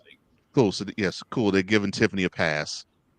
Right. Basically, the instructions of Tiffany was, all right, you got maybe 10 to 15 minutes. Make her look good. Don't hurt her. Do your thing. And it's TV time. I'm starting to hate that damn thing now. They keep going. I will say they keep going with this. They will probably have to turn her back heel because I think the act is starting to wear thin. This is, and I think the act is becoming more overbearing than the eye candy that she presents. Because that's the reason why she became a babyface. That's a fair statement. Yeah, that's the reason why she became a babyface. Wow, she looks hot. She looks hot, but the matches is not living up to the hotness. And then that's the other issue. So maybe I thought she could learn something by wrestling Trish. Yeah, so the character's overbearing, and then the stuff you're seeing in the ring, it's like it's okay. And sometimes you almost have to wince and say, maybe you should. For instance, the suplex into the backstabber. Now, the way that move was executed, it made me think, wow, I I'm surprised that Trish actually said, okay, I'm willing to take that bump. But that thing looked like that thing looked horrible in execution. You can't be saying that about the WWE Women's Champion, but unfortunately, you're starting to say that about her more and more now. And that's why you said that match at WrestleMania wasn't all on Charlotte. Exactly, because it was not all on Charlotte. But in all truth, they're still going to push her to the moon. It don't matter. Agreed, because she's young, she looks great. She obviously has favor with the office, and so that's exactly cool. You're exactly right. She's still gonna get pushed to the moon. Y'all better change your mind in 3 weeks. That's all I got to say. And here's the problem: I don't think they will, because I don't think they're going to have her drop the title to Jade. They're not. They better. She's not going to drop the title. Don't y'all play with her. Now, if you now they do something like add Bianca to the match, then maybe you might see that title get dropped. Oh, Cole Johnson, you is the perfect guy to segue to that very next match. No Holds Bar. Naomi versus Jade. Bianca Belair, the special referee. And guess what? Cool. Did you feel the attention from the internet? Did you feel the people just waiting? They just wait. Bianca's back? Oh, they just wait. They had the keyboards in their laps. They were waiting. They was like, yeah, here we go. They had that evil smile that Cole Johnson just like to have. They were waiting. They were waiting. They were waiting for it. Here's the turn. Yeah. Wrong. They were salivating for ruling. Mm-hmm. And Bianca couldn't have played it more straight than she did. That was a straight up match when two women beating the crap out of each other. And Bianca wisely stepped back and let those two women beat each other to pieces. To the point where we got a super jaded through the table. And Bianca Belair nicely, calmly counts to 1, 2, 3. And now for the next 3 weeks, we'll be hearing Jade still sucks in the ring. She does not even deserve a WWE title shot, let alone be the WWE Women's Champion by the time we get to SummerSlam. She needs to go either back to AEW or go to NXT. Blah, blah, blah. Shut the F up. My response to that would be, for all you people who are saying that hot alcoholic beer urine all over you, that's what you deserve.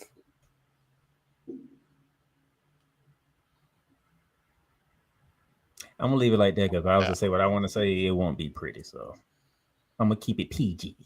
Let's talk about it. There you go, Hollywood Trick. Hey, I had to throw that one in there. That was too good of a moment, that too. It was. All right. So are we going to count this as a mispick by me too? Because we're going to the Battle Royal. Because as soon as we got done with the show, Monday Night Raw, they killed my whole prediction just that fast. How could any of us not know it was going to be Stephanie Vaquero that was going to come out the victor in it? I wasn't thinking about Stephanie. I said Oscar's that's the finally. thing. I was thinking Oscar's. Yeah. No, I was saying Oscar's finally back, and we didn't even know what team on Raw was going to be. The problem was we didn't know like everybody. I think I picked either Vaquero or Julia. I picked one of them. I can't even remember which one. But the problem is we didn't have enough information because they didn't make things out there for us. Which goes to your point when you began Playmaker about the problem of evolution. Yeah. I'm picking Oscar. I ain't even thinking about them putting the Kabuki Warriors back together. They didn't even cross the thought of my mind. I'm glad they are back together. They're an awesome team. And I think Kyrie gets that makes it cool. I was like, Well, there go my pick for the Battle Royal already. They killed that. They killed that in 10 minutes. Yep. It took 10 minutes of Raw to kill my pick. I'm like, God dog. Not the actual show. The Raw. They killed my pick on Raw. Yeah, the match they had on Raw. Yeah. I was like, are you serious? God dog it. Dang. I couldn't even make it a Sunday before y'all killed my pick. Nah, bro. No, that same night that you said it, we killing it right then and there. But even They though, love you, man. Yeah, but even though Stephanie Becker was the winner, I think it's safe to say I think we may have seen a slight come up of one last legend. The Legends of Lash. Before we get there, there was a point in the match here. I'm gonna put moment of the match, not moment of the show, but moment of the match. You know, Chelsea Green doing Chelsea Green things, and Lord of Ice didn't like what she was trying to do. And oh Lord, I know where you're going with this. And then once Lola Vice and Nikki Bella did what they did to the Hurt Servers, they showed Chelsea Green how it's really done. Now we have a match between Chelsea Green and Nikki Bella tonight on Raw. Oh, that was announced. Thank Yes. you, Adam Pearce. I hate you for that. Yes. Matter of fact, Chelsea Green's on SmackDown. What? Sir, I keep telling you, you keep running around talking about this person on SmackDown, this person on Raw. They don't care about it. Why do you? They don't, because LA Knight on tonight too. Exactly. You don't want to care about Raw versus SmackDown. WWE definitely don't. They don't want to be called for blind splits. Do what you say and mean what you They mean. Say what you mean and mean what you say. But you can go wherever you want when they decide you can. God darn it. Long-term storytelling. Y'all boy Paul. But we had more crossover than we did with Vince when he was having sex with everybody backstage. Oh Lord. Now back to Last Legend, who single-handedly picked up Nia Jax. We're pretty good doing it. I was surprised. Lash don't look bad doing anything though, to be honest. Agreed. 100% agree. Yeah. But we knew going in who was going to win this match. Yeah, that's what I'm saying. For any of us to think that Stephanie Vicaire was not going to be the victor in it, we all should be ashamed of ourselves. Now, Last Legend did get that Devil's Kiss to get eliminated, which was a very unique way of eliminating somebody. I just want people to think about the visual of Lash Legend receiving the Devil's Kiss from Stephanie Vicaire. It was beautiful to see it too. And go back to that moment. Yeah. Tranquilo.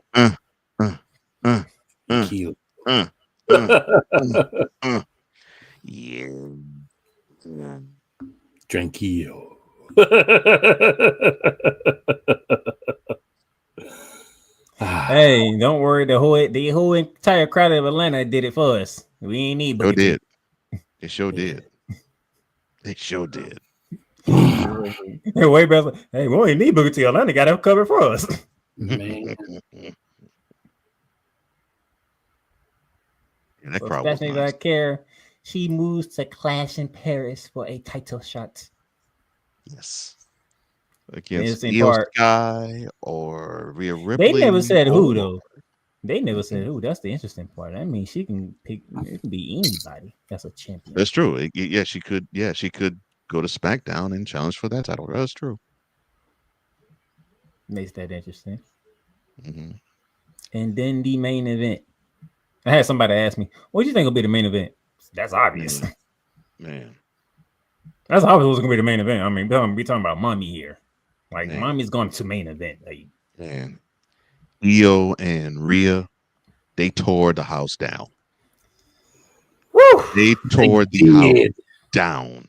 But can we get to the important part of the night, though? Match of the year.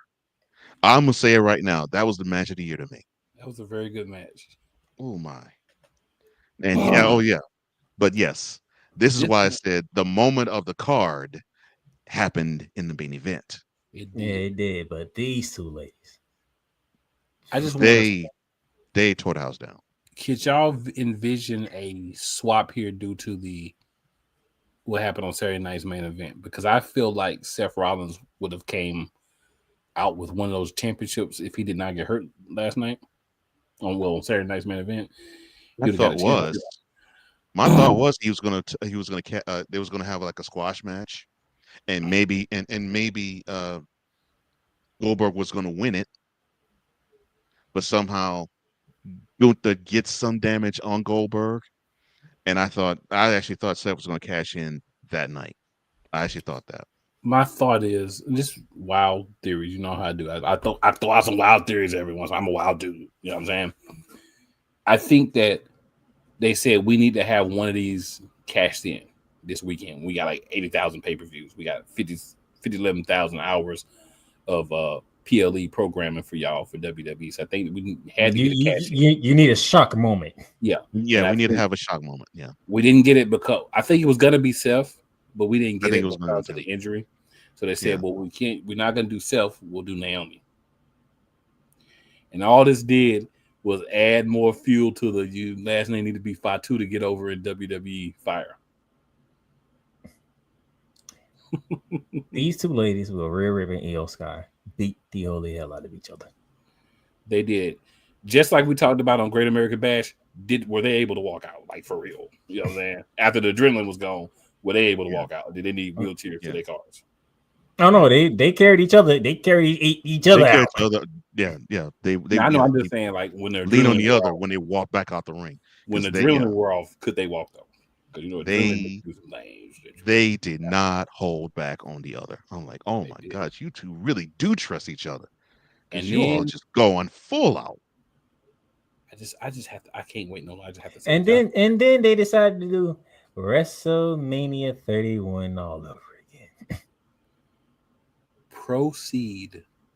After Rhea hits a Spanish fly on Io and they lay prone on the mat, we hear that beautiful music. And and the State Farm Arena goes absolutely ballistic as Naomi runs out with the briefcase. I won't even say run. I would say power because she was still feeling the effects of that table. And she was still running, but she was limping, but she was running still though. Naomi needs like a new nickname. She's got like all-time cakes or something. Like this woman has been caked up and caked out since day one as a fuck the freaking dactyl, and still it's gotten better by the year. I'll say that. Oh my goodness. Cakes have gotten better by the year. Naomi bashes Io Sky in the head with that briefcase. Throws Rhea Ripley into the pole. She falls out the ring. Split-legged moonsault. 1, 2, 3. And new women's world champion. Heavyweight champion. Naomi. Man. And guess who she got away from? Jade Cargill. So storyline wise, that actually was a brilliant move. Storyline wise, Jade wins the rivalry. Naomi wins. Wins the war and the night. Wins the war and the night. Yep. Now let's not remember she got away from Jade, but there is somebody that's on Raw. She hasn't got. Well, that's true. Mm-hmm. Oh no, she made some new enemies just that fast. I mean, she made 2 new enemies, but Bianca. She made 2. Well, she barely ain't gonna be on Raw. Yeah, Bianca's on SmackDown. They're gonna have a way. Y'all remember? But I'm thinking they're gonna have to probably switch it to Raw. But yeah. But I'm gonna say Naomi made 2 enemies overnight in that match. Rhea's gonna come out tonight and say you did the right thing because if you have the championship, if you have the briefcase, you are supposed to cash it in.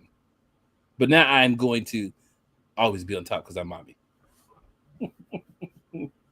You're still holding something I want. Yeah. And another thing is Rhea Ripley still hasn't beaten Io Sky.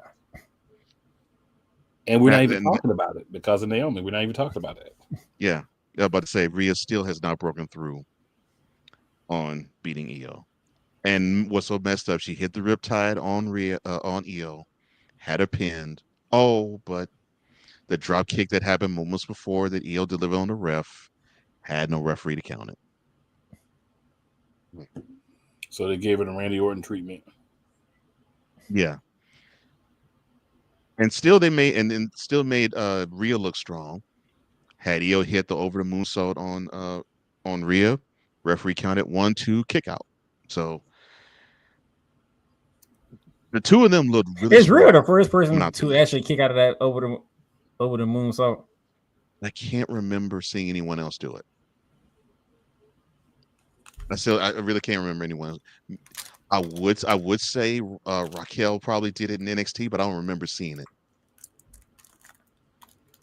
By the way, I did a poll question. Who does the better moonsault, Tiffany Stratton or Io Sky? Tiffany's is a little bit more aesthetically pleasing. Io's is more effective. Yeah, Io's looked like it hurt.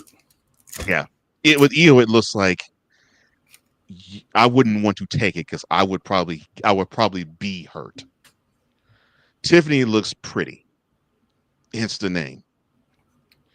But yeah, Look, there are some polls, and I think Io's is winning with the public. because I think Io's is more effective. Yeah. I know one thing what my brother said when we was talking about it. When Io actually jumps off something, she literally jumps off. Mm-hmm. She actually jumps off. Mm-hmm. Yeah, I mean her move looks like it hurts when she lands it. Yeah. So it's literally gravity bringing her down. Mm-hmm.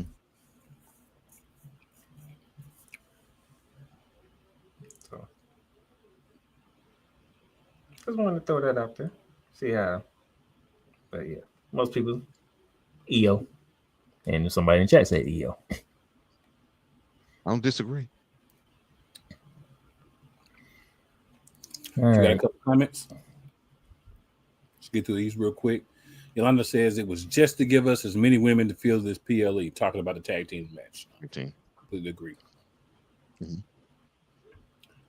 I was surprised to see the crowd cheer for Charlotte, Yolanda says as well. Agree. And Yolanda talking about me saying the shirt, Trish wore the short that said it too. Yolanda says, calm down, fellas, laugh out loud. Things was getting that battle royal. That battle royal did some things. Hey man, when you have a Lola Vice in there and have them hips moving, you must watch. And then you end the match with to me, Stephanie's signature move. Yeah. On Last Legend at that. The TS Skip says, what up, what up? And she says, Io. Disagree. I just want to say, Stephanie Vakir, thank you. And thank you for doing it to Last Legend. The angles. The movement. I'm just saying. Spectacular. I can't disagree or argue with you on that, bro. Oh, and by the way, Chelsea Green got it first because she interrupted the first attempt that was going to happen. It was going to be Nikki Bella that was going to get it. Chelsea getting it wasn't bad, but they didn't have the same effect as last getting it. No, what I'm saying is it was supposed to be Nikki Bella was supposed to get it first. It was good. It got delayed. Yeah, but Nikki Bella still wouldn't have been Last Legend. No. I mean, nothing compared to Last Legend because that's how Stephanie won the match. Oh. She did on the apron and kicked her off. But cool is saying which one you want to look at. Nikki Bella, Last Legend. I'm with Cool, Last Legend. 100 times out of 100. 100,000 out of 1,000. Thousand Million out of a million. Mm-hmm. Yes, sir. Shout out Real Wise Radio. And by the way, if y'all asking for us to rank it, Evolution is number 1 on my list.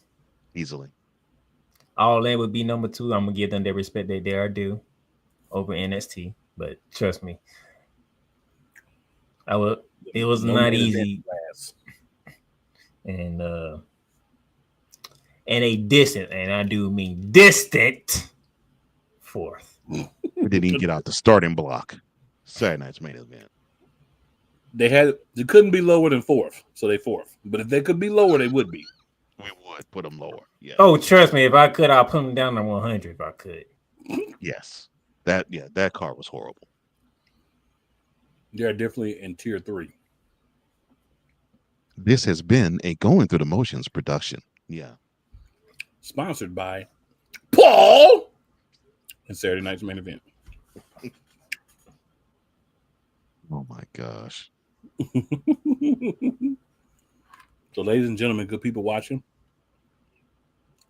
we appreciate y'all. Yes. If you know other fans of professional wrestling, AEW, WWE, NXTNA, tell them to slide through, catch the show with your peoples. You don't get to watch. Oh, and one more thing. Watch their replay. And one more thing. Don't you ever, and I mean ever, put 3 premium events in the same weekend. Well, I think we're going to be seeing that again eventually. We're going to see 2 in a weekend at SummerSlam. I'm fine Yeah, with but 2. SummerSlam for I'm sure. fine with 2. 2 is good. You did 3. You never know. They might mess around and do an NXT event, an NXTNA show for SummerSlam. That should be 2. Yeah. I know what you're saying. You saying SummerSlam is 2. I don't count SummerSlam as 2 different shows. I count it as one big behind show that is split up in 2 days. Well, if it's more than one day, I count it as 2 shows personally. So I This is count ridiculous. It was ridiculous. They're making 2 days for SummerSlam. I'm sorry. Oh, it's going to be Royal Rumble soon. And Royal Rumble, they're talking about it being 2 days too. Yeah. Mm-hmm. And then Survivor Series. And Survivor Series. Not too far behind. Oh, they want those 4. Those are the big 4. They want them to be 2 nights because that's more what? Money. Cash money. That money. More money. Yeah. That money. That's what it's all about. More money. Yep. Paul loves money. That's obvious. I bet that's the color he sees. Paul does love black women, but not black men. I was wondering when you was going to say that. I was wondering how long it was going to take you to say that. I'm going to leave that alone. I've been holding that one all night. You've been holding that one in. Oh, no, you've been holding that one in for the longest. About a year. I'm going to leave that one alone. About a year, yeah. He loves black women, but not black men. Yeah, ask Booker T. I'm sorry, I didn't mean to say that. I thought you were going to leave that alone. He didn't mean to say it, man. That's what I'm saying. I didn't mean to say it. He didn't mean to say it. Yeah, he didn't say it. Yeah. We all sometimes have folks slip out. We don't mean to say. You know what I'm saying? He said he was going to leave it alone. I mean, it's not. He could have just kept it in his head like I did earlier in the show. That was his intention, sir. That's why he slipped out. I mean, I don't know. You said that was his intention, but I don't know. Did he have intention to not bring up the fact that Paul don't see color? I don't know. We have to ask this gentleman. Well, he sees color. Because I don't want to assume anything for this gentleman. I can just ask him. He can tell. Oh no, he sees color. He definitely sees color. He sees color. I know he sees one color, and we just talked about it just a minute ago. Green.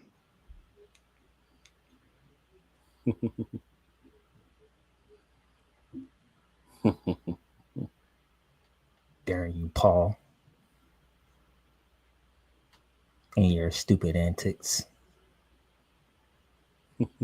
And your need to crush the Street Profits. And the New Day. Which is actually surprising coming for you because you can't even stand to do that at the moment in time. I'm up. Be able to stand New Day since they got rid of the only one that was a threat to anyone. The No Day. New Day sucks. We know that. Still did them wrong. You made them champs, and then at least they won on the pay-per-view. had a Or lackluster PLE. reign. Yeah. The dad Had a blames Street lackluster reign Profits after never that. got to appear on a PLE as champs. Didn't even win it on a PLE either. That's what makes it even worse. Then win on a PLE, then defend on a PLE, and then you got Fed Didn't, twice in 3 and weeks. didn't lose it on one. And he had me and Kuya sit here like, yep, y'all done. Y'all done. Yep. Like we ain't even fight it. Yeah, y'all done. Yep. I was singing End of the Road when the match started. Yolanda says all men love black women. That is not wrong. I cannot argue that with you at any time. Can't argue that either and won't. Anthony says, is it me or Naomi trying too hard? If you feel that way, I don't see it that way. No, yeah, I think she's trying too hard. doing something different and she really buying into it. Yeah, I think it's just something different, not necessarily she's trying too hard. She's doing something different. Yeah. And it's working. Obviously. Same thing with Charlotte. Charlotte ain't trying too hard. It's just working. Right. When you allow these people to just be another part of themselves, you start to see how good they are. Mm-hmm. Yolanda said it's you. Yeah, because no one thought she had this in her. And she's proven us all wrong. And I'm glad she is. I am impressed. I am impressed with Naomi and what she's doing. Like this character, I'm impressed. It's so different from what we've seen from her before. It is impressive. And whoever thought about using the Casper proceed with caution?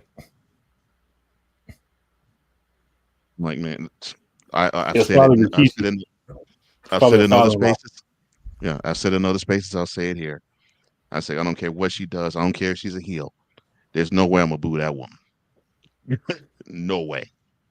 Zero. Never lied. I supported that woman through the glow phase. I did too. If you support through that, then you support through anything. I did too. Because the glow phase was crazy. Way too long. The glow phase where it's her, that was a dancing personality. Well, it lasted too long. 8 years. Yeah, like that's how she got recognized though. So true. I can see why that was too long. That's what she got recognized for. I have no comment for that. I'm sorry, I'm just giving you the backstory. She was a dancer for the Atlanta matches. I'm sorry. I knew she was a dancer for the Atlanta matches, so that's why she came in as a Funkadactyl. I was aware of that. I'm just saying I have no comment on that. I'm just gonna say it was too long of a phase for her. And I'm gonna enjoy that. I can guarantee you this. Hopefully we would not give you another 2-hour show because of Paul. So we are signing off, good people. Always remember, it is never where you start. It is always where you finish. For my guy, the playmaker, gotta go this way. And for Mr. Cole Johnson, it's your boy Cool McCain, Monarchs of Wrestling. You'll get the two of us again next week. But guess what? There'll be lots of tomfoolery involved. Promise you. You know why? Because that's who we are. And no, Rhea's not fading out. Yeah, Rhea's not fading out. You just got to do something different. Can't be the same people all the time. We all good people. Come tune in with us next week.